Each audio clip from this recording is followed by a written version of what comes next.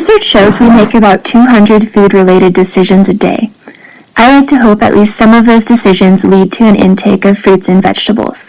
What I don't want to complicate the decision is a fear of pesticide residue. Here's what you need to know about pesticide residue on your food. So what is a pesticide? A pesticide is a substance, synthetic or organic, used to prevent pests such as animals, plants, insects, fungi, and bacteria from damaging harvests. With our growing planet, it's important to keep losses as minimal as possible in order to keep quantities high and prices reasonable. Synthetic pesticides were developed and quickly became widely used in America post-World War II. The country was confident that science and technology were leading the way to a future in which disease could be overcome thanks to a new generation of pesticides. DDT was used with great effect to combat malaria, typhus, and other insect-borne diseases. Later, we found out that progress had a price. The publication of a famous book called Silent Spring stimulated widespread public concern over the dangers of improper pesticide use, leading to greater regulation of pesticides. These sprays, dust, and aerosols are now applied almost universally to farms, gardens, forests, and homes.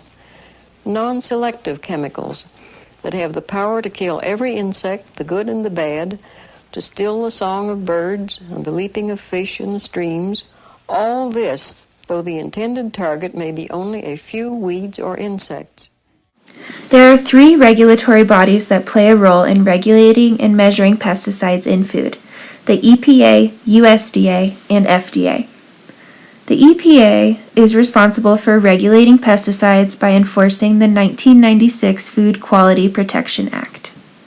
It mandated a health-based standard for pesticides used in food, provided special protections for babies and infants, streamlined approval of safe pesticides, established incentives for the creation of safer pesticides, and required that pesticide registrations remain current.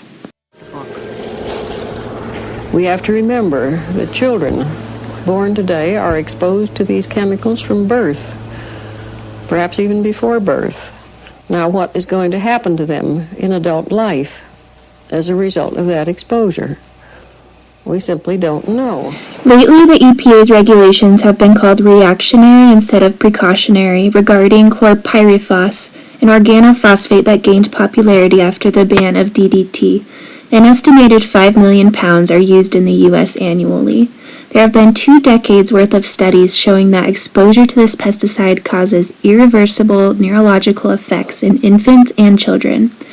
EPA's own analysis less than a year ago determined that chlorpyrifos posed serious risks to children and proposed a ban of the use of the pesticide on food crops. Shortly after, the EPA's own administrator decided not to follow his own agency's recommendation, leaving the public with a continuing burden of attempting to prove its harmfulness and get it off the market. At the front lines of pesticide exposure are our farm workers and our children.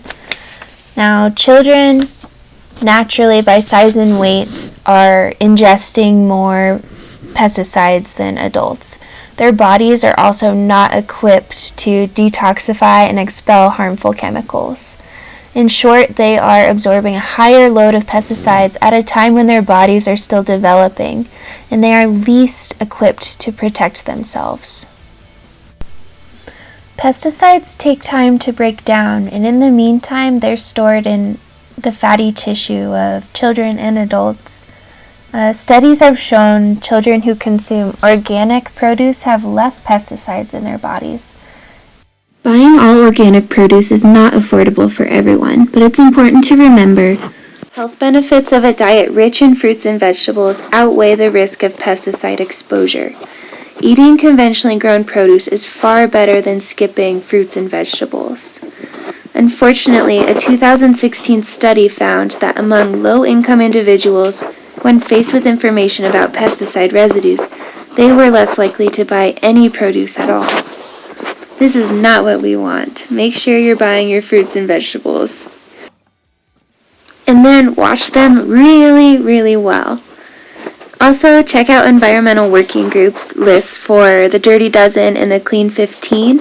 These are foods that are graded every year. The ones that come back with the highest residue, trying to buy organically is the best option, and then buying conventional of certain foods that have peels that you don't eat anyways, that can be a great way to save some money. In summary, history has taught us that a diet rich in plant-based foods is best for chronic disease prevention.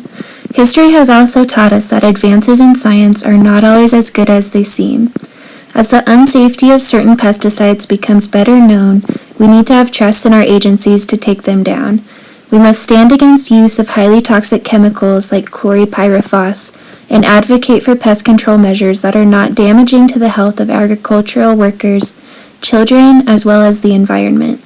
In summary, pest control is necessary, but as time exposes what is safe and what is not, we need to learn from history.